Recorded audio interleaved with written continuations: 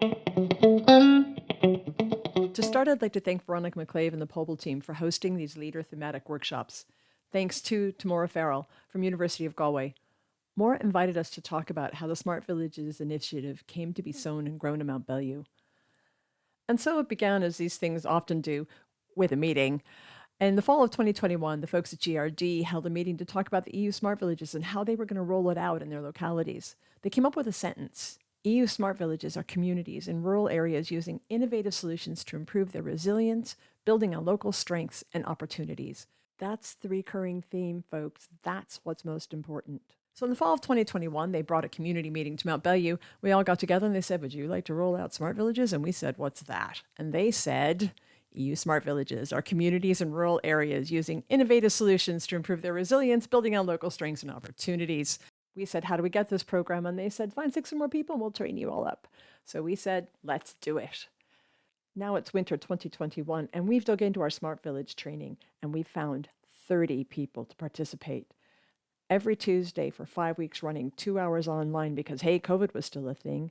GRD trained us up, and we spent 300 volunteer hours learning our stuff.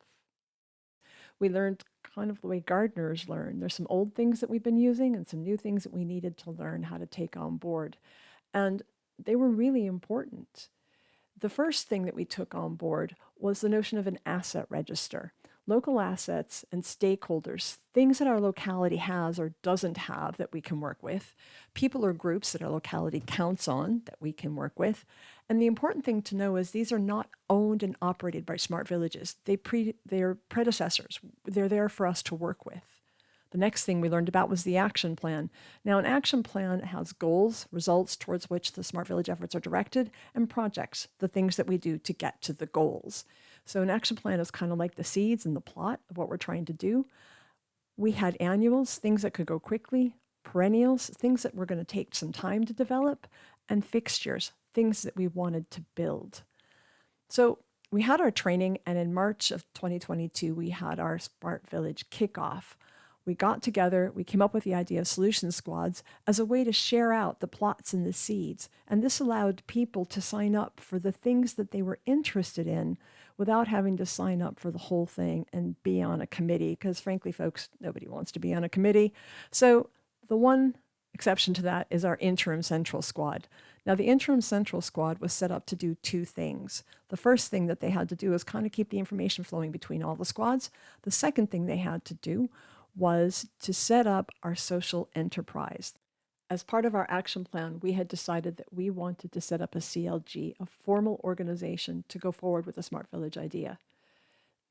The other thing that we found out during our Solution Squad thing is that some plots were simply going to have to stay fallow. We had more action plan than we had people or seeds or plots to grow things. For the moment, these things are just resting in our action plan. So in the summer of 2022, we had grown enough to let the public know what we were at. We wanted to tell our locality what we were doing. We had our first logo, and we had our raison d'etre, our social impact statement, making our locality more inclusive, attractive, and accessible for all who live, work, and visit. Now, for folks who work in this sector, that's probably a standard issue sentence.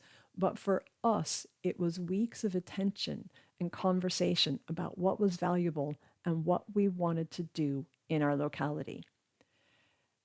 At our public meeting, we had to educate folks as to what the EU Smart Village Initiative was about, why we had chosen to set ourselves up as a social enterprise, and what an action plan was, and why we had solution squads.